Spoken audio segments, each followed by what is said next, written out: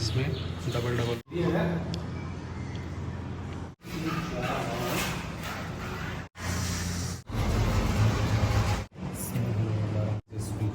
कि मुझे देख के आप 1.5 mm 2.5 mm या 1 mm को यूज़ ना लें।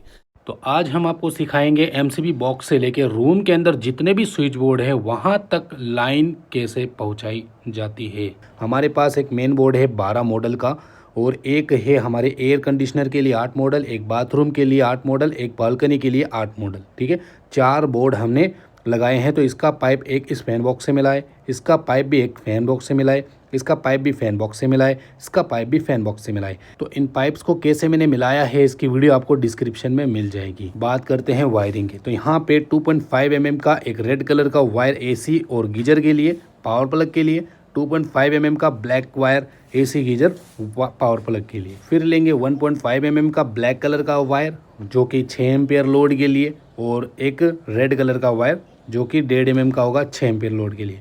एक अर्थिंग होगा 1 mm का और एक इन्वर्टर होगा 1 mm का। तो क्या आपको भी ये mm का वायर लगाना चाहिए? देखो दोस्तों, अगर आप मेरी तरह वायरिंग कर रहे हैं और आप देख रहे हैं कि मैं 2.5 mm का वायर यूज़ ले रहा हूँ, 1 mm का वायर यूज़ ले रहा हूँ, 1.5 mm का वायर यूज़ ले रहा हूँ, ये मैं कैलकुलेशन के हिसाब से यूज़ लेता हूँ। आप ऐसा मत समझिएगा कि आमिर भाई अगर ये इतने mm का वायर यूज़ ले रहे हैं तो हम भी इतने ही mm का वायर यूज़ ले सकते हैं। ये आपके ऊपर एप्लीकेबल नहीं होगा। ये कस्टमर और इलेक्ट्रिशियन के बीच का एक मैटर होता है। कैसे मैं समझाता हूँ।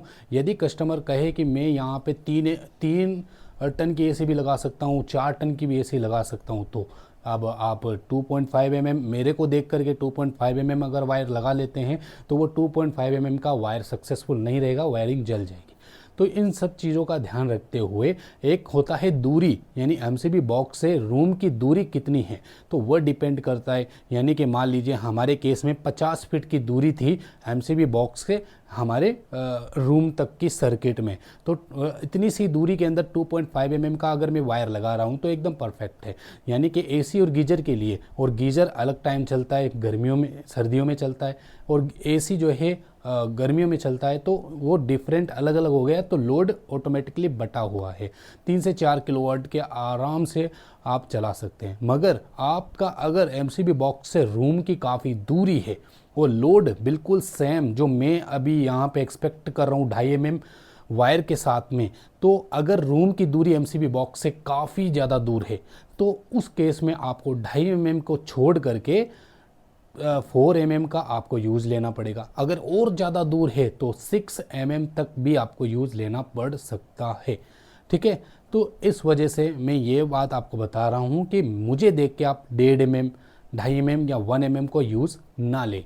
कोई कस्टमर होता है कि हमें इन्वर्टर की लाइन उस रूम के अंदर पूरी चलानी है, तो 1 mm का वायर अगर आप डाल देंगे तो पूरे कमरे की लाइन आप 1 mm पे नहीं चला सकते।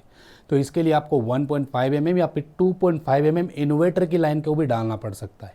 तो ये चीज़ें आपको देखनी पड़ेगी, पूरा कैलकुलेशन देखना पड़ेगा। चैनल को सब्सक्राइब कर लें, मैं आपको ये कैलकुलेशन कंप्लीट बता दूंगा कि ये किस तरह से कैलकुलेशन होता है, कितनी दूरी पर आप कितने mm की वायरिंग यूज़ ले सकते हैं।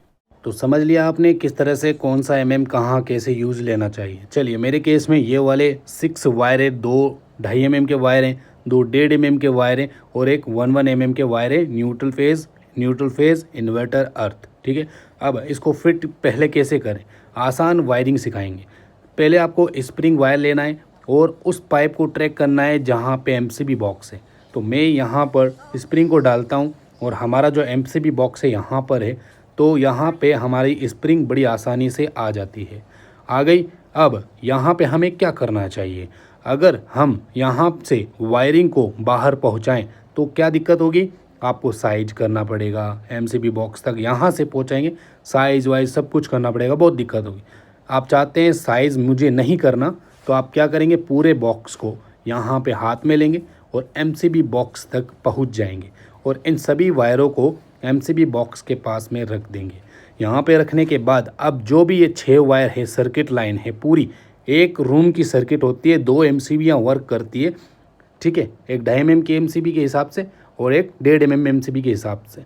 इनको अब स्प्रिंग के अंदर इस तरह से बांध देंगे बांधने के बाद अब आप अकेले ही कर सकते हैं ये काम। मैं इस तरीके से आपको सिखा रहा हूँ, ठीक है। अब हल्का सा इस वायर को अंदर डाल दें। ओके, अब मैं जाता हूँ रूम के अंदर, ठीक है। पूरे एक बार सेटअप कर लेता हूँ यहाँ पे, ताकि वायर वायर अटके नहीं कहीं पे। थोड़ा सा सेटअप कर लेता हूँ। सेटअप करने के बाद अब आप रूम के अंदर जाएंगे और इस वायर को खींचेंगे।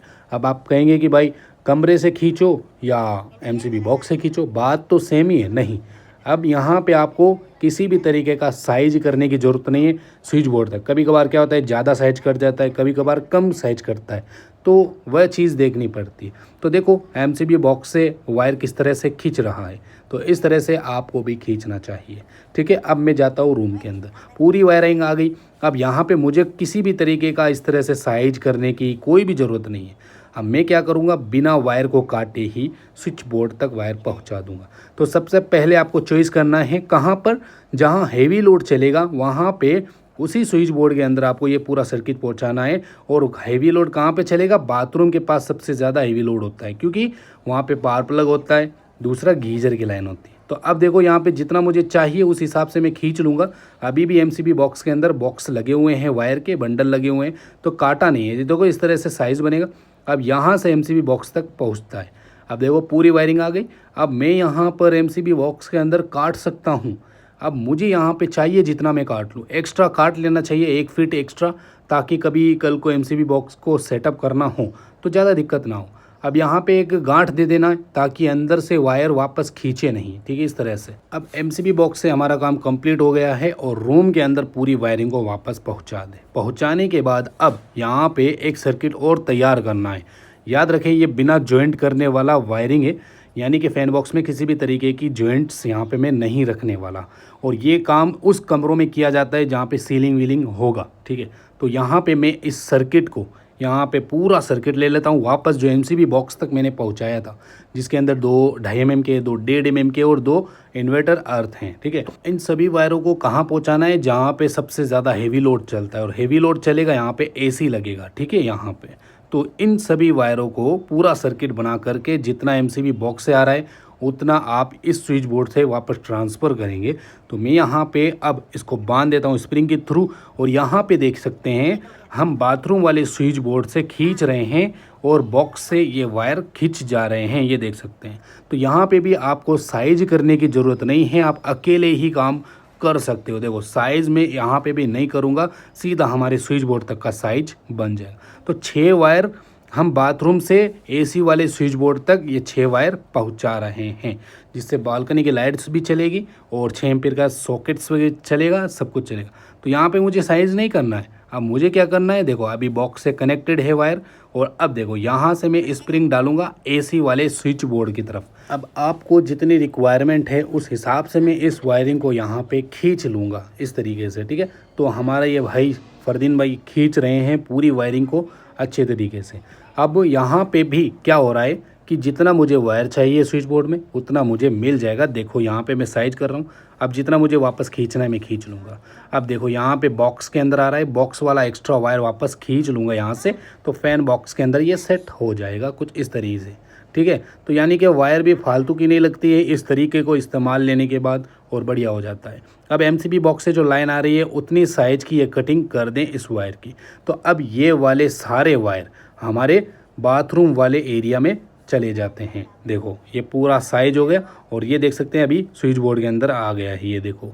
तो यहाँ से पूरी वायरिंग बिना जॉइंट किए हमारे दूसरे बोर्ड तक पहुँच गई है। तो चलिए समझते हैं, एमसीबी बॉक्स की लाइन यहाँ पे आती है और हमारे बाथरूम वाले एरिया में पूरी वायर आ जाती है। यहाँ पे देखो अब डबल डबल नज़र क्यों आ रही है, क्योंकि यहाँ से रिटर्न हुआ है और फैन बॉक्स से होते हुए इस वाले स्विच बोर्ड में यहाँ पे एसी वेसी चलेगा, तो यहाँ पे पूरा वायर रिटर्न होके इस बोर्ड में आया और ये सारे वायर हमारे इस एसी वाले बोर्ड में जाएंगे। तो चलो अब समझते हैं कि इन दोनों बोर्ड के अंदर हेवी लाइन क्यों। देखो इस बोर्ड से चलेगी यहाँ पर एसी, तो इसके लिए हमें 2.5 mm की वायर लगानी पड़ेगी, ठीक है। और यहाँ पर हमारा गीज़र और पावर प्लग है बाहर की तरफ, तो गीज़र के लिए हमने बाहर की तरफ पूरी लाइन को सर्किट लाइन से कनेक्ट कर दिया है। तो इससे क्या है, हेवी लोड ये 2 बोर्ड हो जाएंगे।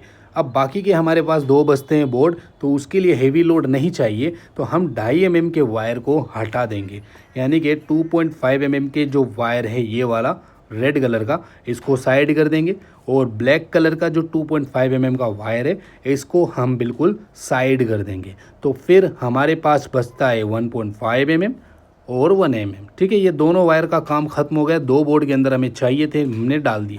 तो अब 4 वायर को हम ट्रांसफ़र करेंगे दोनों बोर्ड में। एक 1.5 mm का वायर है और एक 1 mm का वायर है इन्वर्टर अर्थ। तो वो चाहिए हमें इस वाले स्विच बोर्ड में, और ये एक मेन स्विच बोर्ड है इसमें चाहिए। इसमें क्योंकि हेवी लोड नहीं होता, फ़ैन और लाइट चलेगी बस, कोई ज़्यादा लोड नहीं है। तो यहाँ पे क्या करेंगे, चारों वायरों को अब हम उस स्विच बोर्ड तक पहुँचाने वाले हैं। तो हमारा जो AC वाला स्विच बोर्ड है वहाँ से हम इन चारों वायर को निकालेंगे स्प्रिंग के माध्यम से। तो यहाँ पे भी जॉइंट नहीं होगा और आप अकेले बंदे काम कर सकते हो। इस तरह से जिस पोजीशन से मैं काम कर रहा हूँ वही पोजीशन आपको यूज़ लेनी है, जिससे बहुत आसानी से वायरिंग और बहुत ज़्यादा लफड़ा नहीं होगा और साइज़ वाइज करने की भी दिक्कत नहीं आएगी। तो देखो, अब मैंने खींच लिया जितनी वायरिंग थी मुझे ज़रूरत। अब मैं स्प्रिंग डालता हूँ और सीधा 12 मॉडल का जो बोर्ड मेन बोर्ड होता है इसके अंदर स्प्रिंग आ जाती है और मैं खींचता हूँ तो पूरी वायर यहाँ पर आ जाती है।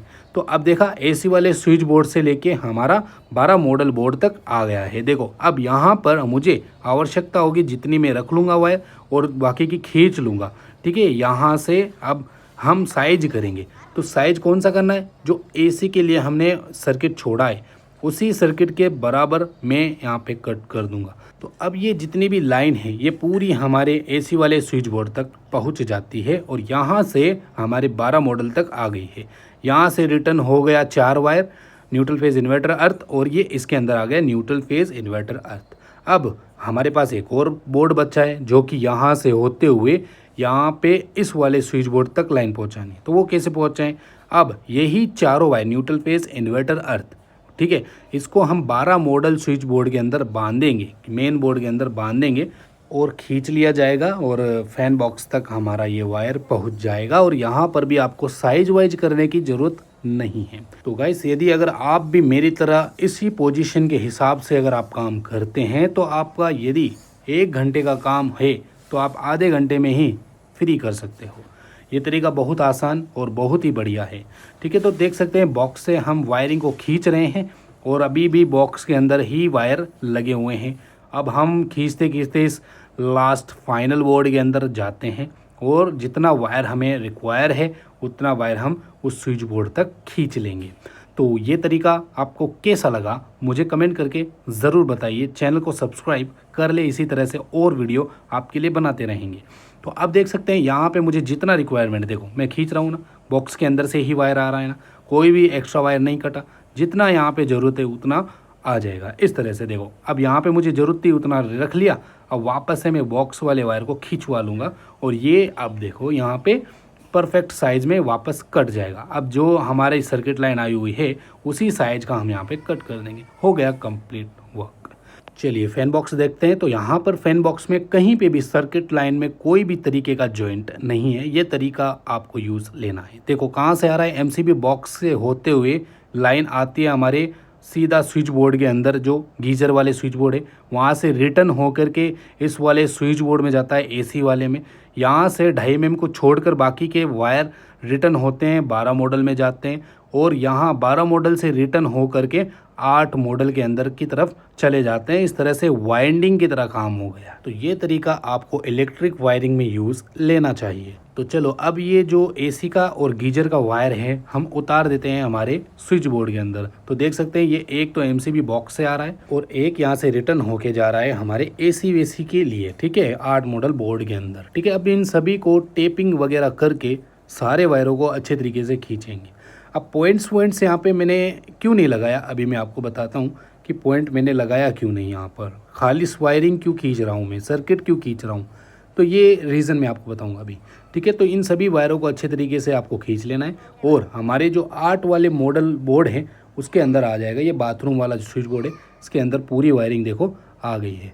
ठीक है, कंप्लीट वायरिंग यहाँ से ही ऑपरेट होगी, पूरी लाइन यहाँ से ही चलेगी।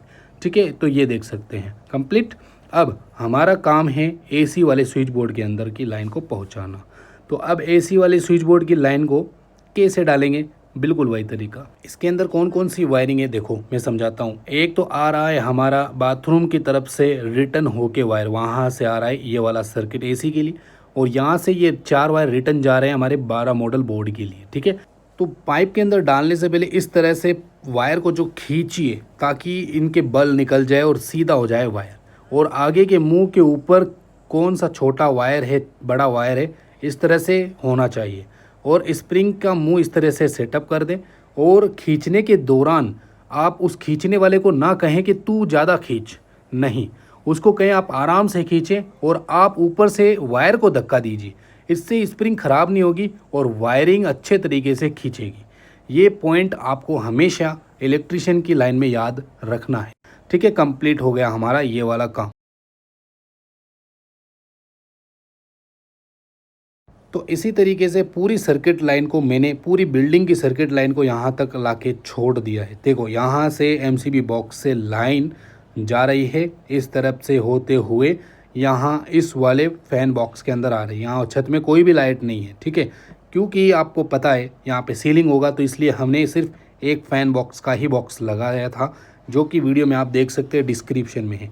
यहाँ से एमसीबी बॉक्स की लाइन आई सीधी इसके अंदर। देखो ये एमसीबी बॉक्स की लाइन है जिसमें 2.5 mm के 2 वायर हैं, 1.5 mm के 2 वायर हैं और 1 mm के 2 wire, neutral phase and inverter और अर्थ। ठीक है, ये 2 सर्किट है और इसके साथ में रिटर्न होने वाले वायर वही 6 वायर, ये दोनों कनेक्ट होंगे आपस में। यहाँ से करंट रिटर्न होगा, वोल्टेज रिटर्न होगा, इस वाले फैन बॉक्स तक पहुँचेगा और यहाँ से घूम करके हमारी एसी वाली जो लाइन है यहाँ से यहाँ तक पहुँचेगा। और पहुँचने के बाद इसके अंदर 2.5 mm के सिर्फ 2 वायर यहीं आके ख़त्म हो जाते हैं। ओके, यहाँ पे ख़त्म हो गए हैं। अब बाकी के यहाँ पे 4 वायर हैं। देखो 4, 2 रेड कलर के, 2 ब्लैक कलर के 1.5 mm के हैं और 4, 2 अर्थिंग के, 2 इन्वर्टर के हैं। ये कहाँ से आ रहे हैं? एक तो हमारा बाथरूम के स्विच बोर्ड से आ रहा है और एसी का वायर बिल्कुल यहाँ पे ख़त्म हो गया है और यहाँ से रिटर्न हो करके इस फैन बॉक्स से होते हुए 4 वायर होते हुए यहाँ इसके अंदर आते हैं, जो कि 12 मॉडल बोर्ड है। इसके अंदर कोई भी 2.5 mm का यानी 2.5 mm का वायर नहीं है। अब यहाँ पे 2 रेड कलर के, 2 ब्लैक कलर के, 2 वाइट, 2 ग्रीन कलर के वायर हैं, जो कि न्यूट्रल फेज इन्वर्टर अर्थ हैं। तो 2 कहाँ से आ रहे हैं? 2 तो एसी से आ रहे हैं सर्किट, और 2 वायर कहाँ जा रहे हैं? यहाँ से रिटर्न हो करके, यहाँ से होते हुए फैन बॉक्स में आया, यहाँ से रिटर्न हो करके इस वाले स्विच बोर्ड में आके अंत हो जाता है, इसका ख़त्म हो जाता है। अब यहाँ पे कुछ भी आगे सर्किट नहीं जाने वाला। यदि एक और बोर्ड होता तो यहाँ से एक और बोर्ड के लिए सर्किट निकलता। तो समझते हैं, यहाँ पर देख सकते हैं ये पूरे वायर है, इसके अंदर 4 2.5 mm के वायर है, जो कि एक एसी से आ रहा है, एक एमसीबी बॉक्स से आ रहा है। क्यों आ रहा है? इसी स्विच बोर्ड में क्यों मैंने डाला? क्योंकि यहाँ पे लगेगा गीज़र और पावर प्लग का बोर्ड। बस समझ गए। अब यहाँ से रिटर्न होके 2.5 mm का वायर सिर्फ यहाँ तक आके रुक जाता है। क्यों? यहाँ पे एसी लगेगा, तो हेवी लोड है एसी, तो यहाँ तक हमने लाइन दी है। अब बाकी यहाँ से 2.5 mm का इसमें नहीं चाहिए हमको और इसमें नहीं चाहिए। क्यों? क्योंकि इनके अंदर कोई ज़्यादा लोड नहीं है। ठीक है, समझ गए। तो चलिए अब स्विच बोर्ड को कैसे फिट किया जाता है। ये है बाथरूम वाला एरिया जहाँ पे एमसीबी बॉक्स की लाइन आ रही है और एसी की लाइन जा रही है। तो इसको कैसे फिट करते हैं? अर्थिंग वाले और इन्वर्टर वाले आपस में इस तरह से कनेक्ट कर दे 2-2 वायर को। और यहाँ पे जो ब्लैक कलर के 2.5 mm के वायर हैं ये देखो, और 2 रेड कलर के 2.5 mm के वायर हैं, इसमें ब्लैक कलर के 2.5 mm के वायर वापस में इस तरह से भिड़ा दें, इस तरह से जॉइंट कर दें। कर दिया जॉइंट। ये एक सर्किट है, ये बिल्कुल अलग एमसीबी से वर्क करने वाला है। और एक हमारे पास 1.5 mm का ब्लैक न्यूट्रल है। ठीक है, एक 1.5 mm का है और एक 2.5 mm का। ये दोनों अलग अलग न्यूट्रल वर्क करेंगे एमसीबी बॉक्स से। ठीक है, तो सबसे पहले हम 1.5 mm की वायर को हम स्विच बोर्ड की लूपिंग में कनेक्ट करेंगे। ये देखो अलग ही 1.5 mm की हो गई। अब 2.5 mm की हम 16 एम्पीयर के सॉकेट के अंदर दोनों आपस में कनेक्ट कर देंगे, तो ये अलग डिवाइड हो गया। और हमारे पास एक और 1.5 mm का वायर बचता है, इसको भी लूपिंग में कनेक्ट कर दें, तो ये दोनों डिवाइड हो गए हैं। अब हमारे पास 2 न्यूट्रल बचते हैं, जिसमें 2.5 mm का न्यूट्रल 16 एम्पीयर के सॉकेट में डालना है। क्यों? क्योंकि ये हैवी लोड वाला अलग एमसीबी। और दोनों अर्थ वायर को अर्थ में डाल दें और ये देखो दो डिवाइड हो गए, यहाँ से डिवाइड है, ठीक है। 1.5 mm का अलग सर्किट चल रहा है और 1.5 mm का अलग सर्किट चल रहा है। अब यहाँ पे कोई 6 एम्पियर का सॉकेट है नहीं यहाँ पर, इसलिए हम 1.5 mm के न्यूट्रल को और 1 mm के इन्वर्टर को आपस में दूर दूर कर देंगे टेप वगैरह लगा करके, ठीक है। ये कब काम आएंगे, जब हम लाइन चालू करेंगे। अब यहाँ पर हम एसी वाले स्विच बोर्ड में आते हैं जिसमें 32 एम्पेयर का डीपी स्विच लगा हुआ है और 6 एम्पेयर की सॉकेट लगी हुई है। तो इसमें कैसे वायर होगा कनेक्शन, देखो दो ग्रीन कलर के वायर आपस में कनेक्ट कर दें, ये कॉमन होते हैं, ये तो आपस में कनेक्ट होंगे ही, ठीक है। और ये वाइट कलर के इन्वर्टर के हैं, अर्थिंग इन्वर्टर को आपस में इस तरह से कनेक्ट कर दिया जाता है। और फिर यहाँ पर दो 1.5 mm के वायर हैं और ब्लैक कलर का न्यूट्रल और एक 2.5 mm का ब्लैक कलर का न्यूट्रल।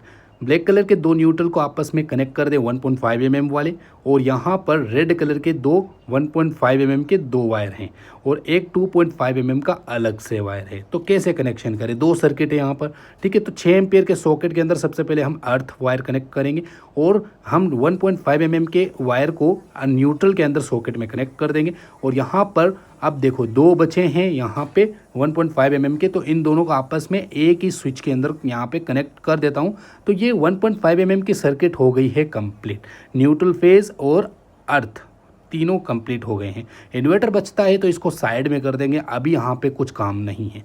अब 2.5 mm के दो वायर बचते हैं। 2.5 mm में हमारे 32 एम्पियर डीपी स्विच के अंदर जाते हैं, न्यूट्रल को न्यूट्रल के अंदर डाल दें, फेज़ को फेज़ के अंदर डाल दें, हो गया कंप्लीट वर्क। अब जब एसी लगेगी तो यहाँ से दो वायर निकलेंगे और एसी को कनेक्शन दे देंगे। अब 12 मॉडल की बात आती है तो 12 मॉडल स्विच बोर्ड में कैसे वायरिंग होगी, तो इसके अंदर भी बिल्कुल सिंपल, दो ये देखो ये ब्लैक कलर के दो वायर हैं, इन दोनों को आपस में इस तरह से कनेक्ट कर दें। आपस में कनेक्ट करने का फ़ायदा मैं बताता हूँ। यहाँ से जॉइंट करने के बाद यहाँ से जहाँ पे रिटर्न जा रही है लाइन, वो यहीं से हो करके उस 8 मॉडल स्विच बोर्ड के अंदर जा रही है। तो आपस में इस तरह से जॉइंट करने में ये बेनिफिट होगा कि सभी लाइनें आप प्रॉपर्ली वापस चालू हो जाती। रेड कलर का छोड़ देंगे क्योंकि रेड कलर के हमारे लूपिंग कनेक्शन आते हैं, उनके अंदर कनेक्ट हो सकता है। तो सबसे पहले मैं न्यूट्रल के अंदर कनेक्ट करता हूँ ब्लैक कलर का, तो सॉकेट के अंदर न्यूट्रल कनेक्ट कर दिया, हो गया बिल्कुल फ्री, ठीक है। अब अर्थिंग हमारे सॉकेट के अर्थ में कनेक्ट कर देंगे और अब यहाँ पे इन्वर्टर बचता है, इसको टेप लगा करके पाइप के अंदर डाल देंगे, कभी ज़रूरत पड़ेगी लगाएंगे। अब दो वायर 2.5 mm के बचते हैं, जो कि एक लाइव लाइन होती है और एक यहाँ से रिटर्न होके 8 मॉडल वाले स्विच बोर्ड में जा रही है। तो ये दोनों आपस में जोड़ेंगे तब वो 8 मॉडल का जो स्विच बोर्ड है वो वर्क करेगा, ठीक है। तो इस तरह से वायरिंग होगी। अर्थिंग वाला कनेक्शन हो गया, न्यूट्रल एंड दोनों फेज़ कनेक्ट हो गए और इन्वर्टर साइड में है, तो ये हो गया कंप्लीट। अब यहाँ से जो रिटर्न होके जा रहा है वो हमारे इस स्विच बोर्ड में आ रहा है। अब इसके अंदर सिंगल वायर है क्योंकि ये लास्ट पॉइंट है, तो इसके अंदर भी न्यूट्रल फेज़ इन्वर्टर अर्थ है। इन्वर्टर को छोड़ देंगे, न्यूट्रल और फेज़ को कनेक्ट कर देंगे, न्यूट्रल को न्यूट्रल की जगह में, फेज़ को फेज़ की जगह में और अर्थ को अर्थ वाली जगह में, और इन्वर्टर को अभी कनेक्शन नहीं करना है। तो देखो भाई, इस तरह से पूरी हमने वायरिंग को कंप्लीट किया, इस तरह से हमने पूरे स्विच बोर्ड को कंप्लीट कर लिया। तो किस तरह से अब ये काम कर रहा है ये मैं आपको अभी 100% सिखाने वाला हूँ। तो देख सकते हैं यहाँ पे 12 मॉडल कंप्लीट हो गया मेन बोर्ड, और ये एसी का बोर्ड है, ये 8 मॉडल का, ये भी कंप्लीट हो गया, एसी वेसी चलेगा यहाँ से। और यहाँ पे पावर प्लग लगा हुआ है और बाथरूम की लाइन भी यहीं से जाएगी, तो गीज़र के लिए होगा। और एक लास्ट में बोर्ड 8 मॉडल का है, वो हमारी बालकनी के लिए होगा। देखा गाइस, आपने इस वीडियो में वायरिंग किस तरह से हमने की है, इस तरह से आप भी अगर करेंगे तो 1 घंटे का काम आप आधे घंटे में ही फ्री कर सकते हैं।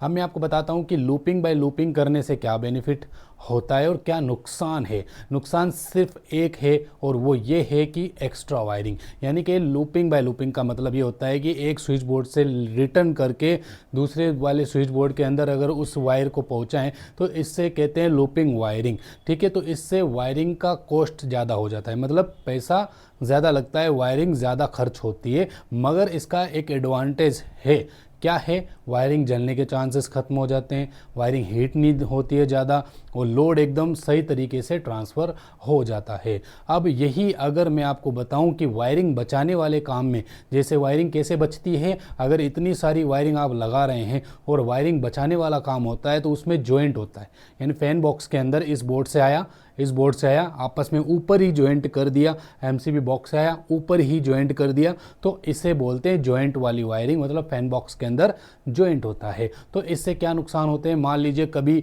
हम स्विच बोर्ड के अंदर ज़्यादा लोड दे देते हैं, कभी कभार ऐसा हो जाता है, तो उस कंडीशन में हमारे फैन बॉक्स के अंदर जो जॉइंट वायर है वो जल सकते हैं, ख़राब हो सकते हैं, मेल्ट हो सकते हैं, बिल्कुल वायरिंग ख़राब हो सकती है। तो इसलिए मैं ज़्यादातर रिकमेंड यही करता हूँ कि लूपिंग बाय लूपिंग ही करें। मगर इसमें एक कंडीशन है, अगर कोई कस्टमर अच्छा खासा पैसे वाला है, बढ़िया पैसा खर्च कर सकता है, उनके घर में आप लूपिंग बाय लूपिंग कर सकते हो। यदि अगर कोई कस्टमर कहता है कि यार हैंडल कर लेंगे, आप जॉइंट कर लो, तो आप जॉइंट कर सकते हो। लेकिन इसमें एक और चीज़ देखने को मिलती है, यदि अगर आप फोर सीलिंग वगैरह करा रहे हो, छत के अंदर फोर सीलिंग वगैरह करा रहे हो, तो उस दौरान आपको लूपिंग बाय लूपिंग वायरिंग करनी पड़ेगी। ओके।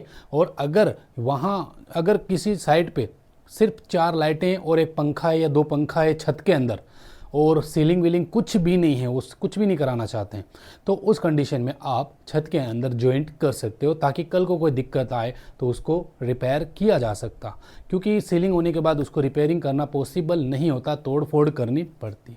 तो ये रीज़न है भाई, इसलिए मैं ज़्यादातर मैं यही करता हूँ, बिना जॉइंट करने वाली वायरिंग को ही ट्रांसफ़र, मतलब इस बोर्ड से दूसरे बोर्ड में ट्रांसफ़र, उस बोर्ड से निकाल के तीसरे बोर्ड में ट्रांसफ़र, तीसरे बोर्ड से निकाल के चौथे बोर्ड में ट्रांसफ़र, इस तरह से करता हूँ ताकि मुझे वायरिंग करने में भी आसानी हो और वायरिंग के अंदर जो करंट फ्लो करता है उससे हीट ना बने। ठीक है, तो ये रीज़न था। तो आपने हो सकता है ये वीडियो एंड तक देखा होगा, और यहाँ तक देखा है तो उनको मैं थैंक यू कहना चाहता हूँ इतना सपोर्ट देने के लिए। तो चलिए दोस्तों, उम्मीद है आपको हमारी वीडियो पसंद आई होगी। पसंद आई हो तो चैनल को अभी सब्सक्राइब कर लें। डिस्क्रिप्शन में बहुत सारी वीडियोज़ के लिंक आपको मिल जाएंगे, वहाँ वायरिंग वगैरह के, वॉल कटिंग वगैरह के, तो आप वो भी जाके वॉच कर सकते हैं। चलिए दोस्तों, बाय बाय।